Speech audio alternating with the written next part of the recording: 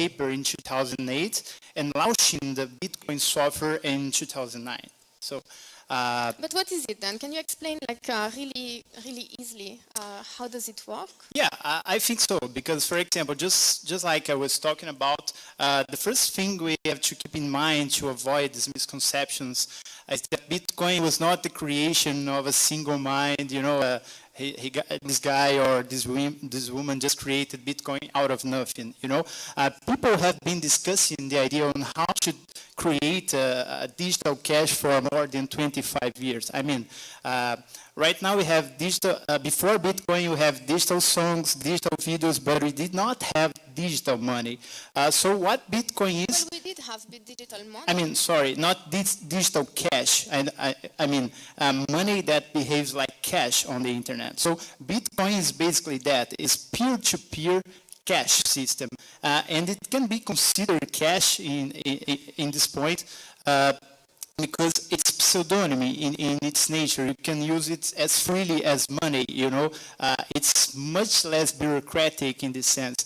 You can avoid many of the bureaucratic factors of other forms of money. How does Bitcoin differ from the traditional or the former digital currency system? Yeah, it's very interesting because we are going to discuss it later, of course, because due to the nature of its technology, you can have the service without the service provider. So Bitcoin is the first form of money that do not depend on any trust entity to work. So Bitcoin embeds in itself, in its technology, both the central bank aspects of money and the payment processor. So you mean you can exchange money without a bank?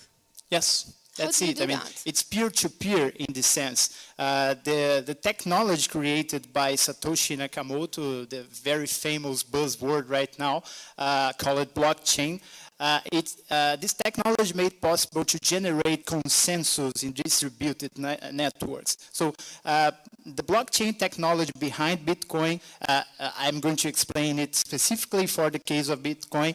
It works a bit like a common shared database. And it's very interesting because anyone can upload new information. I mean, the person who is going to upload this database is randomly selected throughout all the users of the Bitcoin network. So if I'm going to use the traditional services of a bank, I cannot randomly select anyone here who has a bank account on that bank to validate the money I'm going to send to you through my bank account. But in Bitcoin, it works this way. You do not have to trust any specific entity. You just have to trust the technology itself because it works in a distributed fashion in which the users are responsible for making it possible to have such a system. And if I'm going to send you money, I'm going to send the money directly to you. It's much different because it's a peer-to-peer money. I'm not going to send the money to PayPal, for example, and PayPal is going to send it to you. So what happens if you actually try and double spend the money? It's not possible because just like I was talking to you, blockchain makes it possible to generate consensus because when I'm trying to, when I'm a user of the system and I'm trying to help the network with my computation, with computations, I cannot do this in a dishonest way without behaving against the economic incentives. I mean, Bitcoin solves the problem on how to generate consensus on distributed networks by making it much more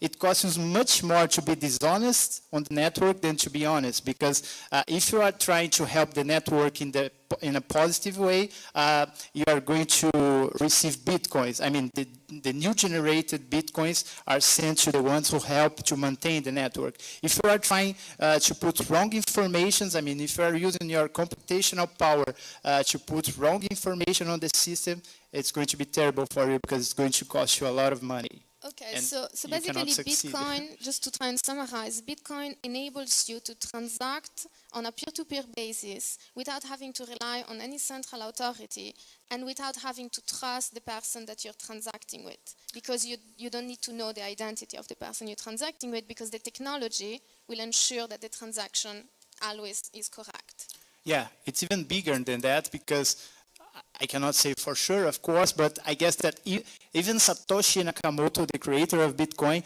was not sure, but he was creating a technology in which the service can work without the service provider. The first use case is Bitcoin for financial transactions, but this little but very beautiful thing called the blockchain technology can have much more broad uses. But so if you eliminate the figure of the bank, for instance, you also eliminate the figure that is actually ensuring the legality, the legitimacy, in the sense that if it is indeed an anonymous or a pseudonymous money system, then can it not be used like for money laundering or like for criminal activities? I guess it's not very used to use it for money laundering when I have more than 10,000 copies of all the transactions in computers all over the world. But of course, it's very, it opens the floor to many discussions on the legal aspects, of course. And yeah, so absolutely. This is why governments and other stakeholders and banks have been, very scared of Bitcoin from the very beginning. Because you can do things on a peer-to-peer basis, all of our rules, all of our legal regimes, especially around financial transactions, assumes that there's a central authority, that there's a bank, there's someone who, when you are opening a bank account, is verifying who you are, for example, and making sure you're not on a terrorist watch list. So the fact that anyone can open up a bank account, in essence, without any oversight, it poses a lot of challenges to the regulatory authorities. So, one of the problem, however, is that, if you require, for example, everyone to tie an identity to a Bitcoin transaction, because that ledger is permanent and because it's transparent to everybody, it actually raises a huge host of privacy issues. It would be as though you were revealing your bank account online for everybody. So there's an incredible tension between these peer-to-peer technologies, especially when it cuts into financial networks, and all of our rules and laws that require financial networks to collect identifying information and monitor those networks to ensure that these are not illicit transactions. So so there are a lot of discussion going around on how to deal with this. I mean, it cuts into being able to deal with this idea of being able to trust this person that you're dealing with on the internet. The internet inherently doesn't have identity built into it. So if you can access these peer-to-peer networks without providing identity, it's going to run into a whole host of regulatory issues. I just want to add a quick point on this. Because one thing that I do believe that is very interesting on this regulatory perspective is because, of course, the digital system itself is a bit of, this is very unstoppable, it's distributed, it's very interesting, it's very new for us, and and in this sense, it's, of course, a challenge. But the Bitcoin ecosystem as a whole is already regulated in some sense because, for example, if I want to go to an exchange, one of these websites where you can buy and sell Bitcoins, I have to do this through the legacy banking system. I have to deposit my dollars or my Brazilian reais in.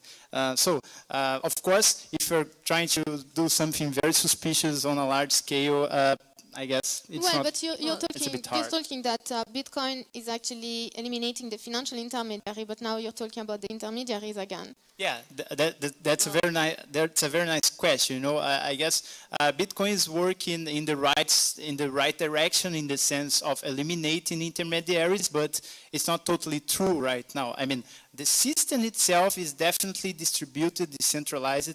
It does not need any source of intermediary. I mean, if you create an internal economy in which people are giving and receiving Bitcoin, I mean, I'm just going to found a new country and Bitcoin is the official currency, So this is a certain thing. But Bitcoin right now is in a certain process, I would say, of being, it's working to complement what we already have on the financial system. I mean, it's disruptive, but not only this. So you cannot regulate the technology, but you can regulate the intermediaries that are dealing or operating with that technology. Are there already been any example of regulations that actually have been attempting at regulating this technology by regulating the operators? Yeah, absolutely. So in New York has been the first state to come out with a Bitcoin-specific licensing regime requiring a special license for Bitcoin operators. the trouble here, of course, is that there's a huge barrier to entry, so it requires these operators to collect a whole host of information. You have to apply for this licensing regime. It makes it very hard for a business that wants to just operate a platform to start up. The other problem is, I mean, there's some unique challenges. So just a little bit of background, I was the first general counsel of a Bitcoin exchange in the ecosystem. So my job was actually trying to figure out how to build compliant systems. And you actually can't follow the letter of the law. The letter of the law says that you have to monitor every transaction for source of funds. So, you know, you actually can't reject a Bitcoin payment. So when a Bitcoin payment hits your account, there's no way of stopping that payment from hitting your account. Now, the law says that the moment something hits your account, you know, you might have opened up an account for a customer, you might have received funds. So without kind of knowing where that endpoint is coming from, in the law, you know, normally you would know which bank or which operator it's coming from, but it might just be coming from a random Bitcoin address. You really, just by virtue of using the Bitcoin network, you're running afoul of you know, sometimes you're running afoul of certain financial regulations. So there have been a lot of attempts to figure out how to deal with this, and they're not perfect. So if you require every single operator, for example, to collect identifying information, then you know you're probably running into a lot of privacy issues, because you're not you're collecting identifying information that can be tied to transactions that are visible to many people. So so this is kind of where, you know, you have on one hand the need to monitor these networks to be able to identify who these endpoints are. On the other hand, because this is a really paradigm shifting system, it's not apples to apples, it's apples and oranges. You know, you're actually exacerbating really huge privacy problems that we're already seeing with the data breaches and trusting a central authority to collect this information.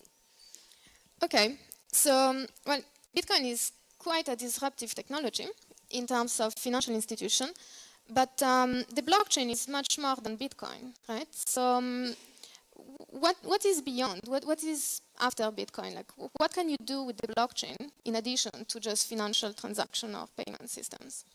Yeah, I guess on these points, there are lots of initiatives going on right now, but I do believe that the most disruptive being built right now is the one you see there. It's called Ethereum, and considering that many of us already know Bitcoin, try to understand Ethereum as a generalization of the blockchain technology that works behind Bitcoin. So just like I was explaining to you, Bitcoin works a bit like this way, you know. Not all, but a large part of the users who are part of the network, they have this database with all the transactions ever made in Bitcoin. So try to understand it a little bit just like a database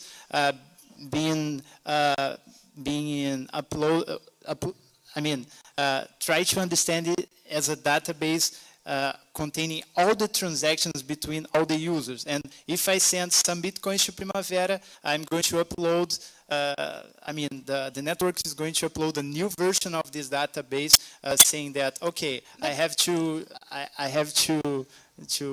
But how can you use this beyond financial application, those transactions? Yeah, everything you have to do, of course, it's very complex in technical terms, but if you put information, different information, just like programs on databases like this, it's going to be much different.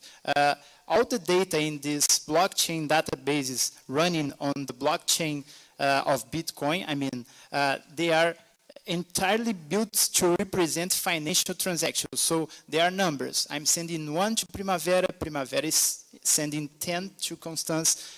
And if instead of Bitcoin, which was built this way, we built a whole new system with a whole brand new blockchain, this database on which you can write whatever so you want to write, different. What do you write on top of that database? Well, you can actually do anything. That's right now, I think a lot of questions, a common question that I get is, Bitcoin, it's the only blockchain out there. So we have to actually explain that Bitcoin is the first blockchain. It's the first instance of this new technology, and that there are many, many other blockchains out there that are experimenting with different uses.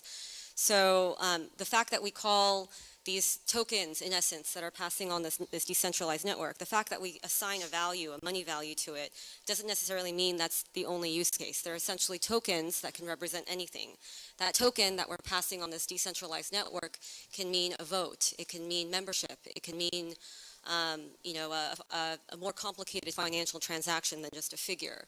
So with these, because this is because you can, it's both transparent and secure and decentralized, you can build all sorts of business and social logic with these tokens and the way they interact. You can say, if X happens, then funds are released. If you know, milestones are met, you know, or if a corporation takes this kind of action, then automatically there could be a corporate vote. So you can do all sorts of really cool kind of business logic sorts of things on a transparent basis without needing one central person coordinating these movements. And I guess the most interesting idea being worked right now with the blockchain technology is the idea of smart contracts, you know, because I guess in a certain moment, the people working for the Bitcoin community came up with the idea. Oh, so, for example, you have you need access to the private key of a specific Bitcoin account to move these funds.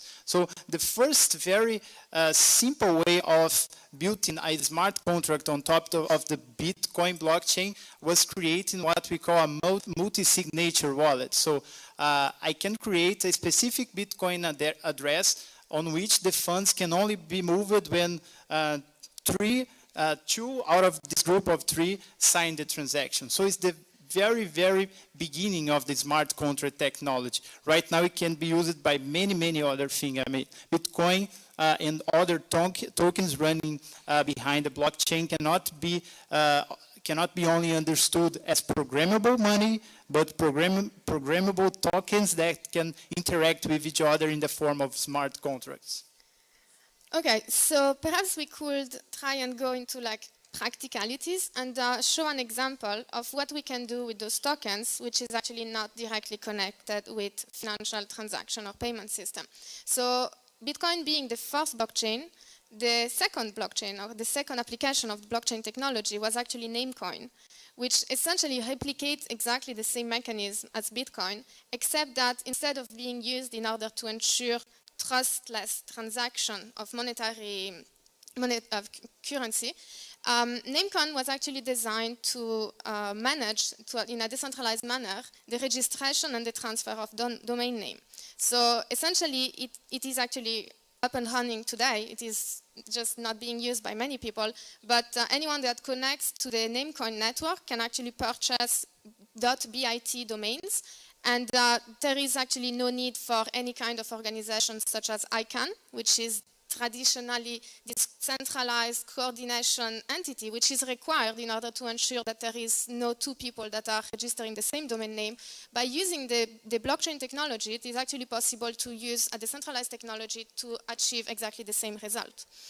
Now, Namecoin is actually quite a simple technology. It's really just a small little tweak to the Bitcoin blockchain, but because of Ethereum and because of all the blockchain 2.0 technologies, then it is now possible to actually create much more sophisticated applications which are always going towards this concept of disintermediation. So Bitcoin has shown that it is now possible to disintermediate the financial institutions. Namecoin has shown that it is possible to actually replace ICANN with a working decentralized peer-to-peer network. And then there is now many other decentralized applications which are emerging that are trying to disintermediate other kind of centralized figure that we thought for a long time we could not get rid of, right? So one really interesting example is the example of Lazuz. So Lazuz is a decentralized and real-time peer-to-peer ride-sharing system which is using actually a blockchain technologies. And the idea is essentially very simple. In the same way as Bitcoin provides tokens for people that are connecting to the network and mining, so the more I provide computational resources to the Bitcoin network, the more I get rewarded with some Bitcoin, so that's a system of incentivization. In the Lazuz system, it is, instead of being proof of work, it is based on the concept of proof of movement. So whenever I provide a ride, whenever I'm actually proving that I am moving with my car, I'm actually obtaining those Lazuz tokens, which I can then use later on in order to pay for my rides. So it is a system of peer-to-peer real-time ride sharing, in the sense that we don't need the figure of Uber, which is in charge of coordinating the people wanting a ride and the people providing the ride. The people are just connecting and registering what they are looking for or what they are providing on the blockchain, and then automatically they get matched up. But in addition to this, there is also this incentivization mechanism, in the sense that people are incentivized to contribute to the Lazuz network by providing computational resources in order to ensure the security of the network, because they also get those tokens. So it has an inherent incentivization mechanism which brings people to contribute to the network. Now, the interesting thing is that this is one example, but this is an example that can be generalized to many other kinds of applications. The problem today is that basically everyone is like, the field is really emergent, and people are just trying and exploring still at this point and trying to develop new decentralized organization or decentralized application. But it is still really, it is in some way we have all the time to start from scratch to try and experiment and figure out how to do it.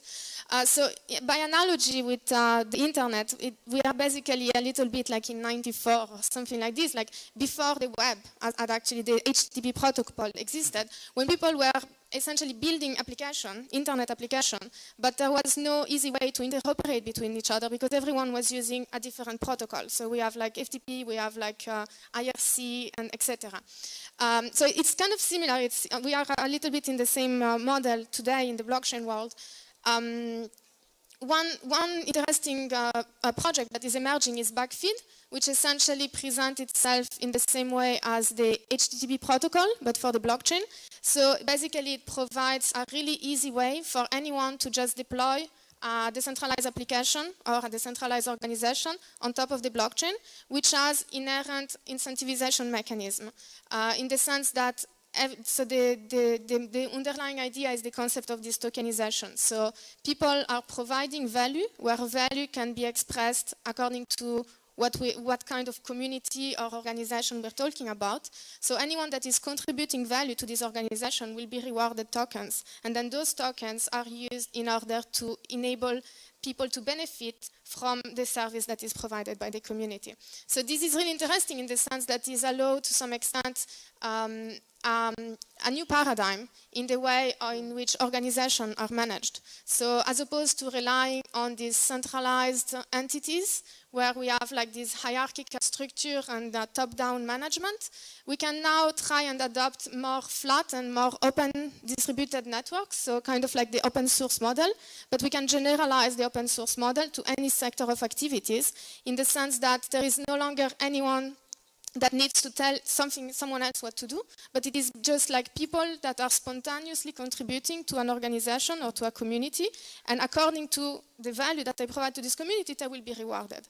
So this creates this indirect coordination mechanism, which is based on the blockchain, where people coordinate themselves through the blockchain without relying on a central identity, but also people can be rewarded according to their contribution to the community. So it's a really, really interesting paradigm shift in organization management.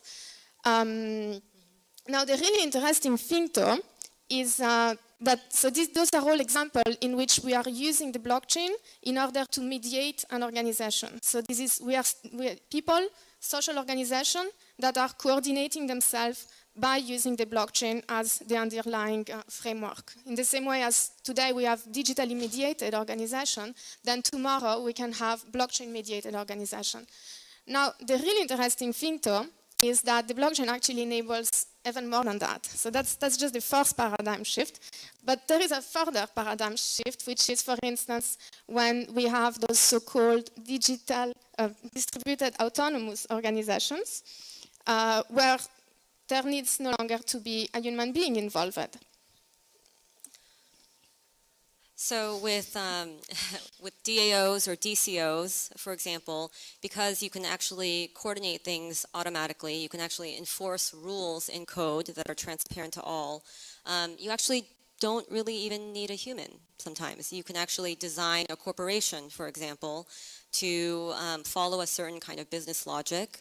And because there are also value transfers involved, you could have people, you could have that corporation paying employees, you could have it making certain decision-making processes based on voting rights.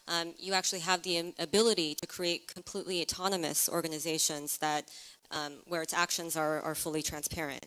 Can you give an example of a fully distributed autonomous organization? Well, I don't think we have one yet.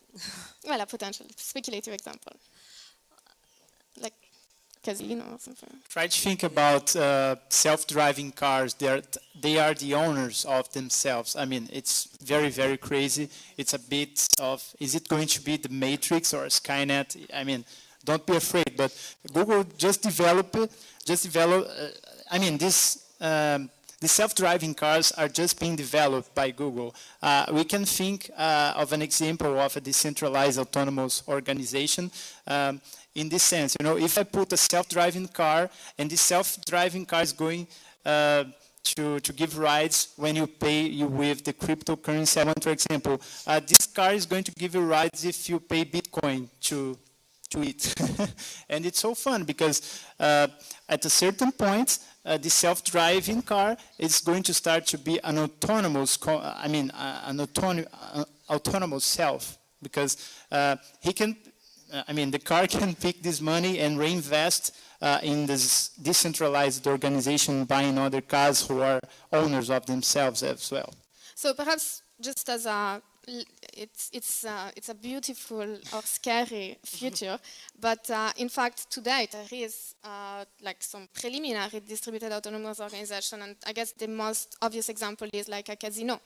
So we can now deploy, because the blockchain enables people to deploy software on this distributed database, which is run autonomously.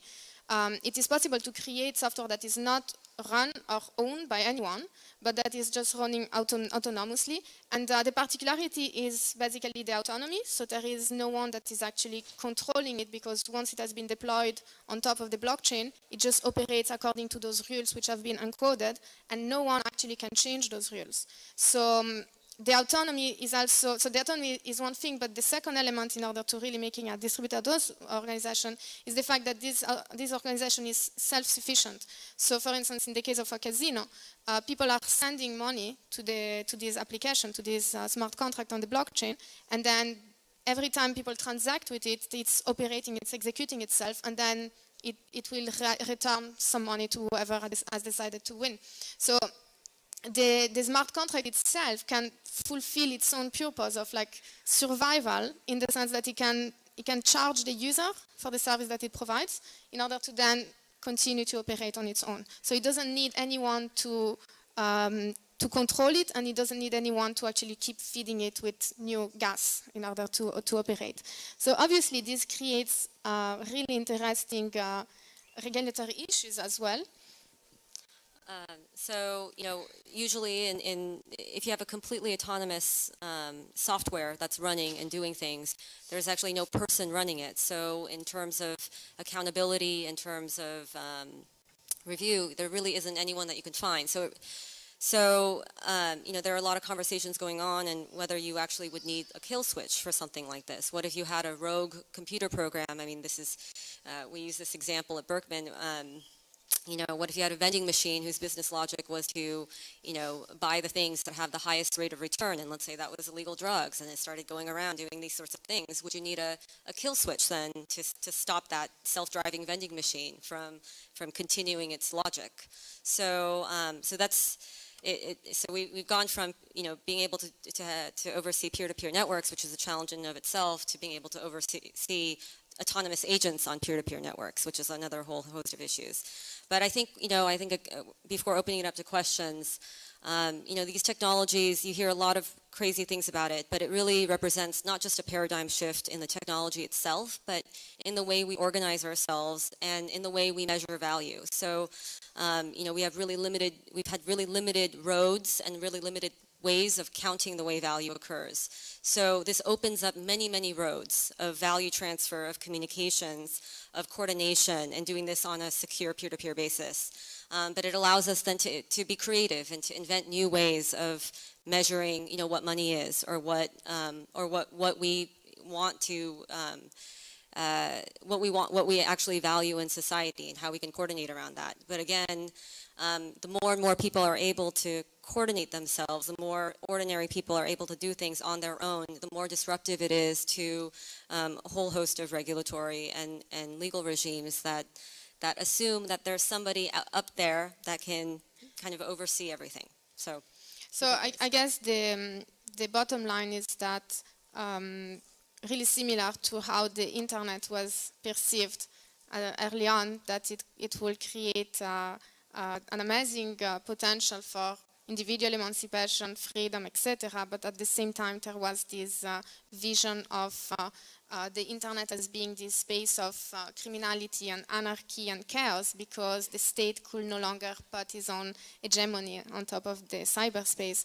And then over time, in fact, people have slowly understood that indeed there is still this potential for individual emancipation, but then the internet also become this really powerful tool of surveillance and control. So the blockchain has like a really interesting similar dynamics, in the sense that it actually goes even one step further in the potential for freedom, emancipation, and disintermediation and peer-to-peer transaction, etc. But at the same time, it is also a really powerful technology, because it provides all this transparency on the one hand, but also these self-enforcing and self-executing smart contracts. So to some extent, it's kind of like much more radical than the bifurcation that the internet was providing. And the question now is quite the same: is how can we actually benefit from all the potential that those technologies are providing to the citizen?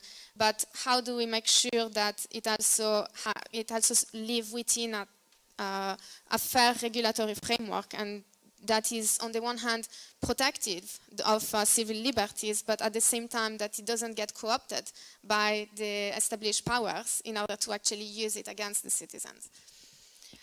So I guess we can now open to the public. Whoa, it's beautiful. I think you're over there first. How does it work? I don't know. Yes, over there. Okay, sorry. Okay, sorry. My name is Fernando Botelho. I'm responsible for a project called F123. We provide accessibility to the blind. Just a suggestion. I think the technology is scary enough. You don't need to use casino as an example. You might want to use, microcredits. We could create an autonomous entity that specializes on gathering savings and making loans. Something like that. That would be amazing. Because interest rates are a way of sustaining banks, but if you have a bank that is autonomous and self-sustaining, inherently self-sustaining, you can have an interest-free loan. That's pretty amazing. So who should I talk to create this? Thank you. So actually, there are a ton of banks that are now looking at integrating blockchain or sponsoring blockchain innovation labs. So this is, I think, there are a lot of people that you could talk to who'd be interested in piloting a project like this. And peer-to-peer lending is already a very hot topic on the Bitcoin ecosystems. There are 3 or 4 reasonably big startups working on it. So I guess it's just like Constance said, it's a matter of time for us to see much more wider, let's call them this way, much more disruptive initiatives on this area. Start with a request, which is that actually we need a number of sessions at the next IGF focused on this topic. One is not enough, is my suggestion. To echo the last point, I'm involved in activities in London which are looking right the way across the full spectrum of sectors and with government uses. And the point I would make is that we're seeing a split between what I would call the trusted communities, and we openly talk of trusted Bitcoin versus untrusted Bitcoin. and what's the character and nature of those? What are the capabilities that need to be wrapped around both a blockchain on the one hand and cryptocurrencies on the other when you want to work in a trusted environment versus an untrusted environment? And I just wondered if you could say something about capabilities, the other things that you need to have, like enrollment functions and so on, for entities in order to meet things like LEI compliance in banking, and we've got other requirements in e-health and so on. A couple of questions. So a couple of answers to that. One is, on one hand, you want to make sure that operators are responsible, that they have good processes, that they're safeguarding money, that they are, their IT systems are they have, cybersecurity programs, that sort of thing. So that inherently means you need somebody then checking the box and looking at them and, having an auditor come in and having some licensing authority go through that. That's inherently at odds with a P2P technology where anyone can do anything. So, right now, I think, given that this is money, these are people's funds, and you are talking about financial networks, you do need some level of oversight. Now, if you put on the whole analog world of oversight to these companies, you're not going to see a lot of innovation grow. And so it's a really difficult question, and there aren't really easy answers to that. I think another issue which hasn't been raised is that these P2P technologies assume that consumers can take care of their keys, for example. So what happens when you lose a key? You lose access to your funds. What happens if your key is stolen? Then you'll lose your funds.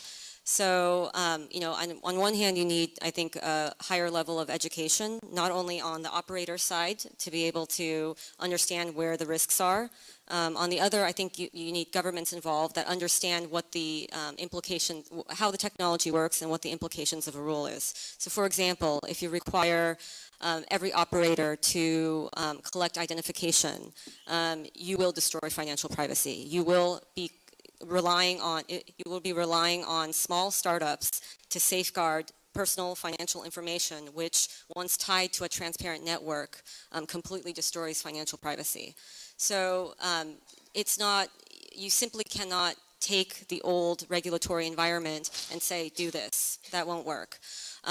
So, it's going to take time. It's going to take having some consumer protection guidelines in place. That's something that we as a group have been working on. I highly encourage you to come to our workshop on Friday at 3 o'clock, where we'll have a full hour to discuss these issues, and we can talk a little bit about what governments and policymakers and universities and people in the ecosystem have been doing to solve those questions.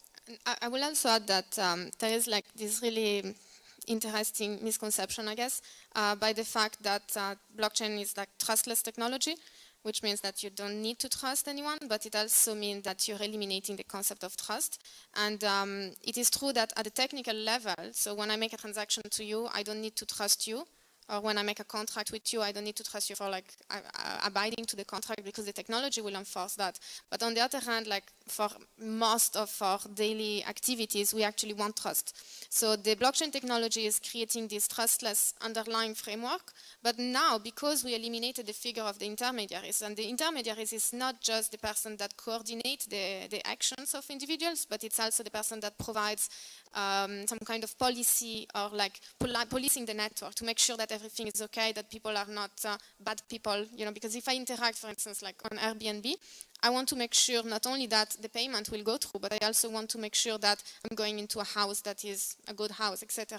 So because we eliminate the intermediary, then now we need to recreate on top of this trustless technology a new layer, a new trust layer, in fact, a new system of which has to be a distributed system of trust, because we cannot rely on the central intermediary. So it's quite a challenging question, both at the regulatory level, but also more at the governance level. We need to identify how we can design distributed governance structures which can enable a new layer of trust on top of a trustless system. And the more trustless is the system, the more you need this layer of trust for every interaction that actually people want to rely on some level of trust. We don't have an answer yet, but we're working on it. We're working on it. other people will want to ask questions, but the supply chain requirements for federated trust models are very well established indeed, which is why people are looking at applying those experiences over the top of these kinds of technologies. I look forward to the workshop. Thank you. Yeah. Mark from Microsoft. I think I heard that there's a copy of the BitChain database on every user's machine, right? Yeah.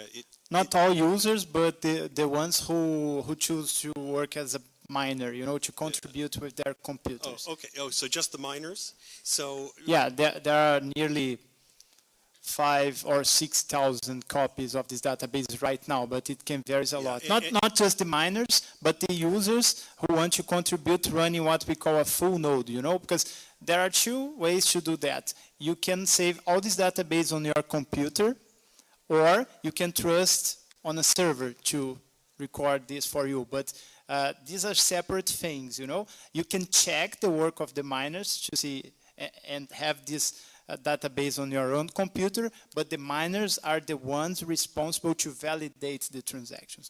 So how big is it and how fast is it growing? It's growing a lot. I mean, I don't know. I think it's over 20 gigabytes at the moment. It's very big. 40? Yeah, I mean, it just keeps growing. I'm running a full node at home, but I don't actually know how big it is because it's getting bigger. But that's actually one big problem. Like at the moment, the blockchain, and that's why right now everything is really experimental.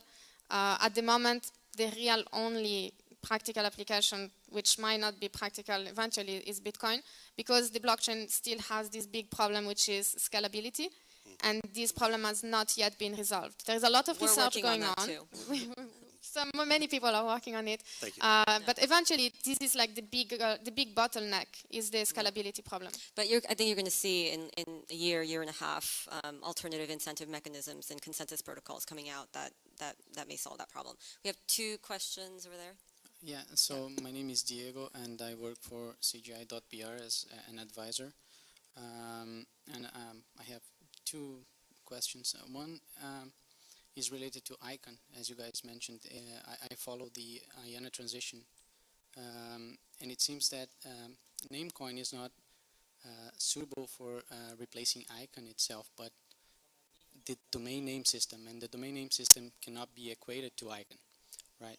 ICON has a lot of control over the generic top-level domains, but has absolutely no control over country code top-level domains. So it was not clear to me how would a Namecoin substitute this very distributed system, which is the DNS. We of course have the central focus, which is the coordination of the creation of one root zone file, but then the distribution, the copy of it is completely autonomous from for every individual who operates the domain name system. So I don't know if you can explain or refer to other sources for my concern. It's not about replacing ICANN. ICANN as an organization is obviously also... Oh, well, but at least we have voice. Wow, that's amazing. I think they don't like the idea of replacing ICANN. Or maybe we're too ugly for the transmission. Yeah, or maybe we're just too ugly for the transmission, and they're just like... Anyway, it's more about like providing an alternative mechanism which can pretty much fulfill the similar function in terms of domain name registration and transfer. ICANN, for instance, also deals with like cyber squatting and alternative. With these, of course, would have to be built on top of Namecoin. So Namecoin itself is just this decentralized database that enables decentralized coordination, so that to make sure that no 2 persons can have the same domain name at any given time. Yeah, but it's not ICANN as its staff and its organization. There's I would just like to set this straight. Governments, companies, individual users, grassroots entities, they all are part of the policies related to the domain name system, even in the IETF. Right, so it's not exactly ICANN, it's the domain name system. Yes. And the second thing is just like you guys are talking about, I took notes here about, well, how can we benefit from the potential that we have with this technology? And you guys been saying that this is a power technology that enables a lot of shift. But one of the shifts that I've never seen anyone talking about while dealing with Bitcoin is the huge asymmetries that mark the financial system today. And if you could just suggest readings or something like that related how Bitcoin could be used to revert asymmetries between the developed and the developing world, it would be great, because it doesn't seem clear at this point that we have any assessment of how concentrated the distribution of Bitcoin is when you compare the developed and the developing world. Yeah, the inefficiency of what is it, the rating on the efficiency quoted. So yes, so the distribution basically of Bitcoin is incredibly concentrated. So then there's a lot of criticism of that. But Bitcoin is the first. So there are others. There are other alternative currencies coming out, and I think reducing the disparity between the developed world and the developing world is one of the greatest promises of these kinds of technologies. So, if you read Consumers Union, report in 2012 and the World Bank report, you see exactly how the monopolization of financial rails have created incredible disparity. In the poorest countries in Africa, the remittance payments are 50% of their GDP, and we're literally, charging these migrants 25% of every $100 they send home, and it's really reducing the amount of the ability of these countries to really evolve. At the same time, 70% of the global aid that we send to Africa is being charged back in remittances. So we're literally, all this worry that of all the aid that we're sending to Africa, for example, whether it's reaching corrupt governments or constituencies, we're literally charging 70% of that value back in from Western Union and other charges. So if we could take that away, you think you would see really, really big changes. Also, in order to be able to send any money around, you do have to use these rails. So imagine, people in developing countries without access to bank accounts being able to access capital and send money without these incredibly usurious charges. So that's a huge, I think, gain there. I guess being very honest to you, Bitcoin was not created to offer solutions to these problems, but if we create applications on top of it, we can start grasping solutions to it. I don't have the time to explain everything to you, but try to read about a project being built on top of the Ethereum blockchain called Swarm, okay? It's just like for financial collaboration, it's totally different, the mindset for some part, I have to be honest with you, of the Bitcoin community.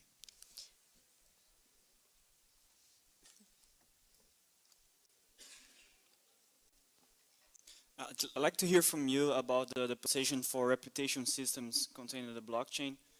I think it's also a powerful feature that people should hear about, and I'd like to hear especially from you about it. I guess I have to answer that.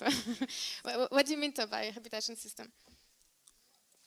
Using, I think Ethereum does that, of measuring reputation according to your payments. You have paid eventually, if you have credit for example, DAOs, if they work with microcredit, a DAO, for example, a bank DAO that sends loans money. I think Vitalik said once about the potential of creating a reputation system that attributes to wallets or people or tokens a certain reputation level that is used globally. Yeah, so you actually have two types of reputation system.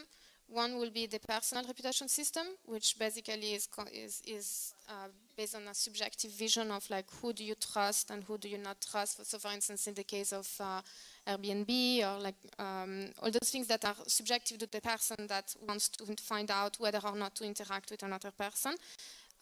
So personal reputation systems are actually, they emerge from the fact that if you can record a lot of information, like every transaction is recorded, and then you can add metadata and on top of this transaction, and then every different people which have different value system, they can look at this shared database and they can infer information about how much reputation to apply to every single person. So the nice thing that the blockchain provides, as opposed to current model, today, for instance, you can have only one reputation system per platform, because it is the one platform that actually deploy its own system of reviews, or like eBay has its own rating system, etc. You cannot have multiple visions. So even though reputation, personal reputation, is inherently subjective, because of the centralization of the platform, you can only use one subjective system, which is actually the one of the platform. So the platform is imposing its own value system in order that everyone is abiding to the same reputation system. So that's one really interesting thing that the blockchain provides, because being a decentralized database, anyone can apply its own value metrics on top and create its own reputation system, which can be either its own personal or it can be the one of a community, etc.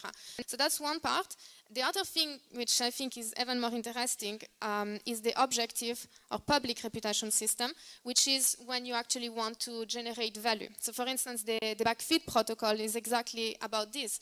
So if I contribute to a community, I become, if my contribution is actually valued by the value system of the community, there needs to be a method, and it has to be a decentralized consensus method in order to decide how much is the value of my contribution, and therefore how much I will be rewarded in terms of tokens. But in addition to this, as I contribute to this community, I also become a member of the community, and I acquire some kind of weight. So in this way, like, the objective or public reputation system is more like of an influence system. So by contributing to the community, I acquire a little bit of an influence, which will enable me to evaluate the contribution of others.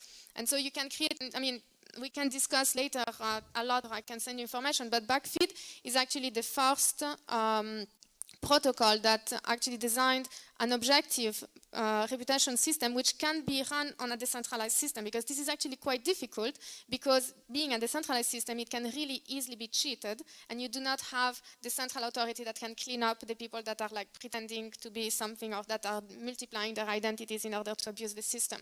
So it's a really challenging task, and I mean it's of course still a work in progress, but I think Backfeed at the moment is the most advanced example of objective reputation system. And if we succeed, we'll have just a whole new world of being able to interact. I mean, right now we have such narrow measures of value. So GDP is, you know, the value creation of a country, and it's literally manufactured numbers that are changed, you know, over the next 10 years, and they're inaccurate. So imagine actually being able to track real values, being able to track, you know, appreciation, being able to move beyond GDP as a measure of value creation, or move beyond, you know, a credit report to say who you are. You know, your community knows who you are. If you're able to securely and tokenize that, and create a really transparent way of being able to show that to the rest of the world, and make that reputation then fungible with real world financial networks, or, you know, or banks, that sort of thing. You know, you suddenly open up a much more holistic and accurate picture of who you are that will enable many, many more people to participate in our economies. Hello. Really nice talking. It clarified a whole lot of doubts. But with all this talking that you just had, you solved the problem of the value of use. Like Bitcoin is a currency. Virtual currencies have value of use, as you just did the talking. But how about the reserve of value? Like, one of the functions of money is bearing some value, a reserve of value. We see this with the US dollar and another strong currencies. And then this is the issue, the reason that I'm skeptical about Bitcoin, because the lack of coverage on the Bitcoin may let investors and average people away from it, because its value can be very volatile, and you have nothing to bear the value to the Bitcoin. So it makes Bitcoin a weak currency, right? It makes of it really volatile and very no value, like gold, US dollar. So can you clarify my doubts and my skepticism? I mean, it is volatile, and that's for sure. One thing perhaps is because it's actually really new, and like just a very small change in demand will change radically the price. You could imagine that if Bitcoin was adopted in a much more mainstream way, then it would be much harder to actually change the value, but that's speculation. On the other hand, you can actually design cryptocurrencies which are not so volatile. You can actually design system of like peg or partial peg and actually ensure that there is only a particular range in which the token can go. So a community can decide, for instance, I never want this currency to have a market price higher than X. And then whenever the market price gets higher than X, it means that the community will actually sell that token for that price. So automatically, obviously, people will no longer purchase the token in the market. They will purchase it directly to the community. The community will issue a new amount of token, and therefore the market price will drop. So the problem with Bitcoin is that it has been algorithmically encoded the amount of Bitcoin that can be issued every time. But if you actually create an alternative cryptocurrency which has a variable amount of issuance, then you can actually completely reduce the volatility and you can actually control the market value of a currency by deciding how much to issue. And I think just getting down to more fundamental, it's the social wrapping and the legal wrapping around currency that makes it currency. So gold actually has no intrinsic value. It's a rock. It's a natural resource, right? But it has certain properties that have made it valuable for us to use as money because it's fungible, it's scarce, it's easy to carry around. These are the qualities that we took in order to choose this as something that's valuable. Same thing with money. Money is actually, there's no gold standard. They're pieces of paper, and the cup of coffee that you buy today is actually worth a little bit more or less than that same cup of coffee you bought yesterday because of the volatility. And we have now, obviously people who governments, enact monetary policies to deal with that volatility. But it's really, so none of these things inherently make this money. So we can actually, the exciting thing about these protocols is that you can actually embed different monetary policies and social policies into the money. So you can actually, so Bitcoin was a response to the financial crisis. So it was designed to be scarce. It was designed to not be inflationary. You could design in parallel another currency that that had a negative interest rate. So you could actually use two different kinds of currencies that have two different kinds of policies. So you have different right now there are a lot of experiments going on in different protocols. The volatility, the inequality of Bitcoin, that's a huge issue. But hopefully we will see more experimentations that actually allow us to leverage these technologies for the capabilities they really have. And there is this big problem, in fact, because Bitcoin is actually, to some extent, is a bad example because it's stigmatizing all the blockchain ecosystem because people don't really like Bitcoin because of all the problem it has, and it has an amazing number of problems. But it also has an amazing technology underlying it, and there is so much things happening around Bitcoin, but many people are actually just not even paying attention to those because they just stigmatize the concept of Bitcoin to all the blockchain technologies, which I think is really dangerous, actually. Yes. Thank you. You are two amazing women. Have a look at the project running on Ethereum called Maker. Just access, don't know if you know this project, just access maker.do if you don't know .com. It's just like building stable currency on top of Ethereum blockchain. Hi, my name is Rafael. It's me? She was waiting before, sorry. Sorry. Then you go the next one. It's me or you? Just go ahead. Yeah. Okay. Sorry. My name is Viviane. I'm from ANET and from Youth Observatory. And for to be true with you, it's the first time that I heard the terms of Bitcoin and blockchain, and I'm really happy to say that in the middle of this workshop, I researched a little here to understand better what are you saying, talking about.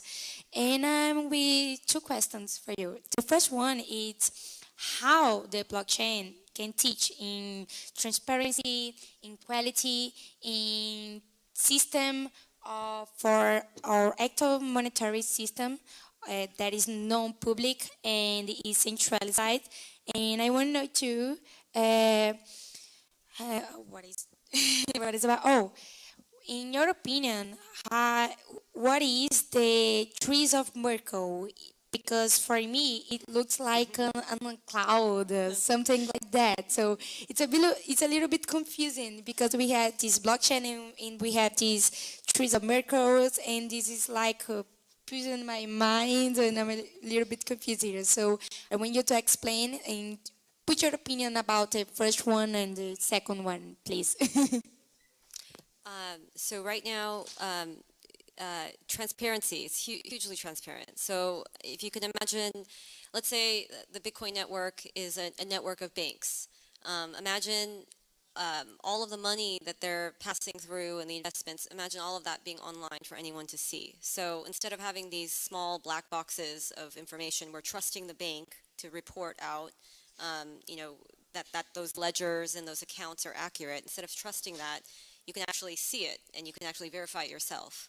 So it's actually hugely transparent. Of course, the other side of that is that there are reasons why you need to have privacy. So actually the privacy issues are much more, I think, pressing than the transparency issues. I think the transparency is evident in the technology.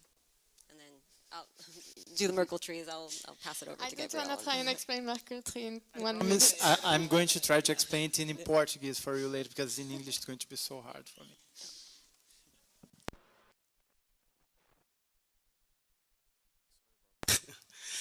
My name is Rafael. I'm from PUC Rio University, and I work with digital TV broadcasting. And I read about an experiment they did in Finland, I think, broadcasting the blockchain through the air and over a normal broadcast channel. And I think that really blockchain is a database model that fits very well for broadcasting. And we all know that really free-to-air broadcasting, the importance of it is getting a little lower because of internet especially. So I think, for example, here in Brazil, with the ISDBT standard, we have about, depending on the configuration of the transmitter, about 20 megabits of bandwidth. For example, if one broadcaster allocate 10 or 15 megabits to broadcast the blockchain, it maybe will solve some problems of distribution of the blockchain. With a 10 kilowatt transmitter, you can broadcast to 10 million people.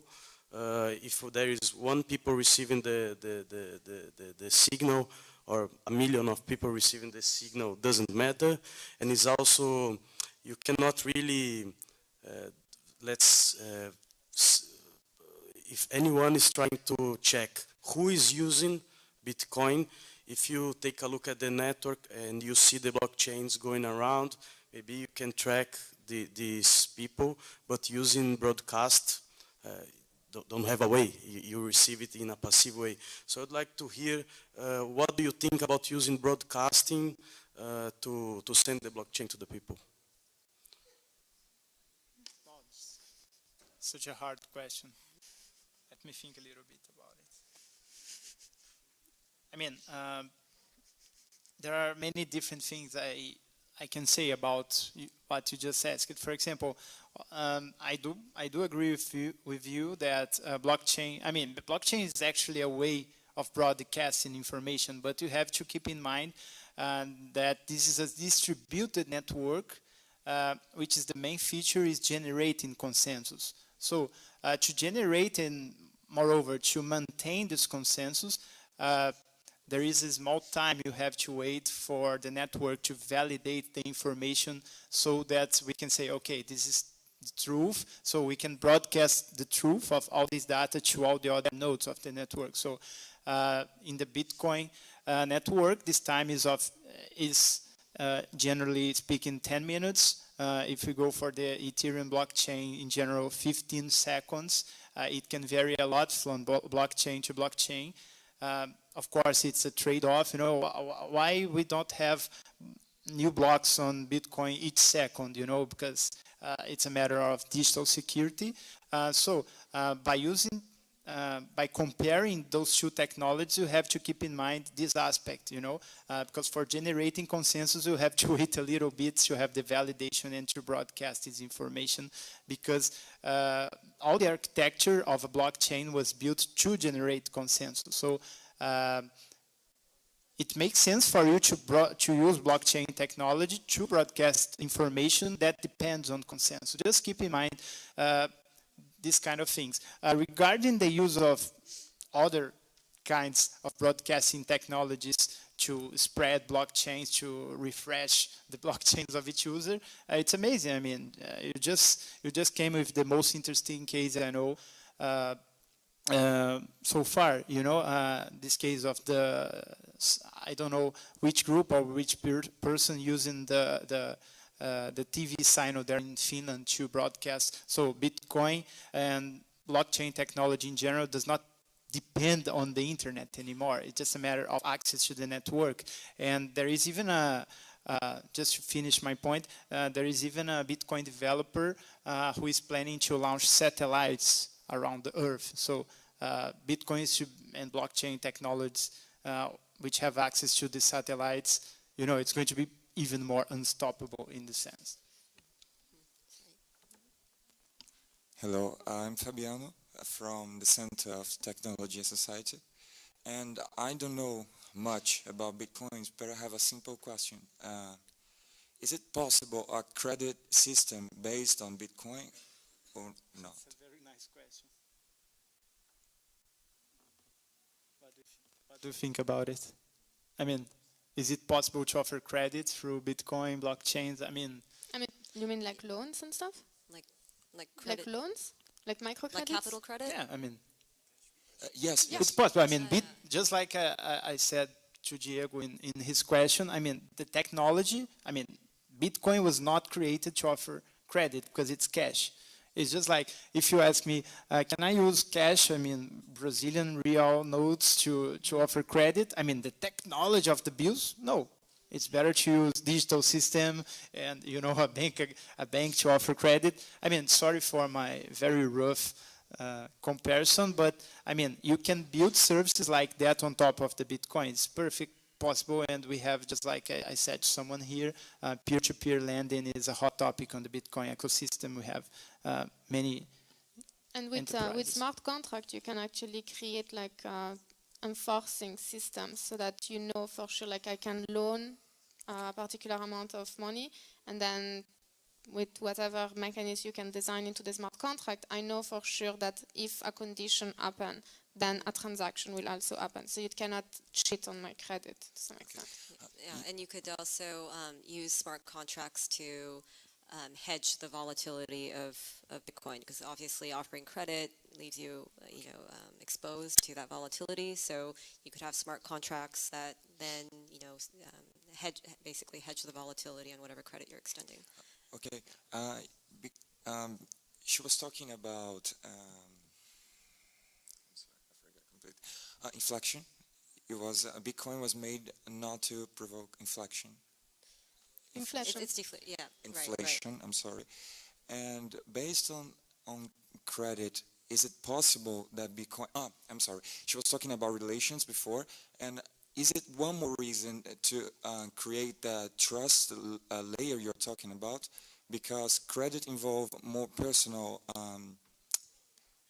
environment. I understand like that. So out of the logical layer, is it one more reason to keep on with people working on it when you use credit associated with Bitcoin? And is it Bitcoin has working in a system of credit and not provoking inflection on economy or inflation? I'm sorry.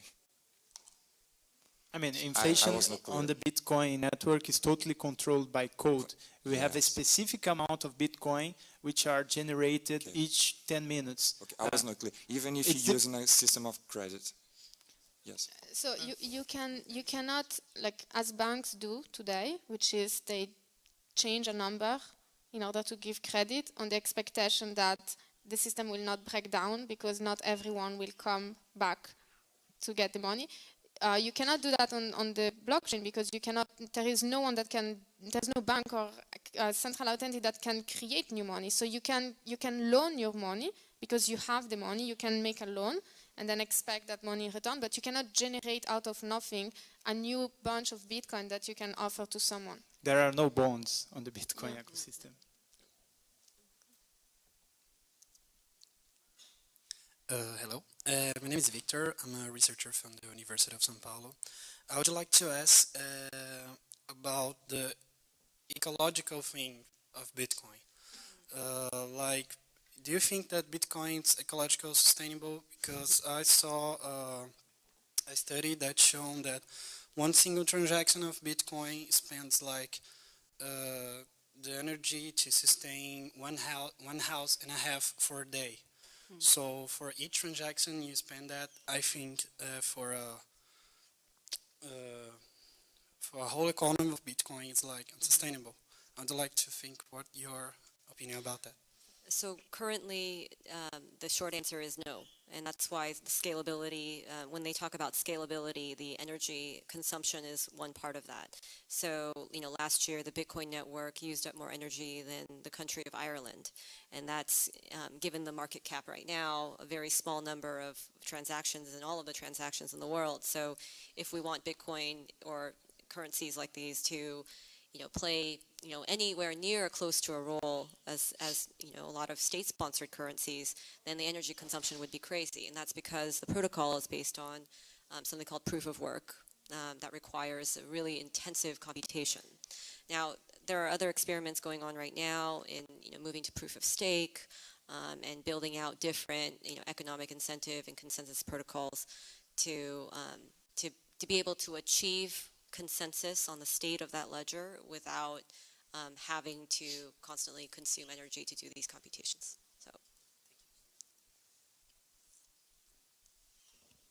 last question.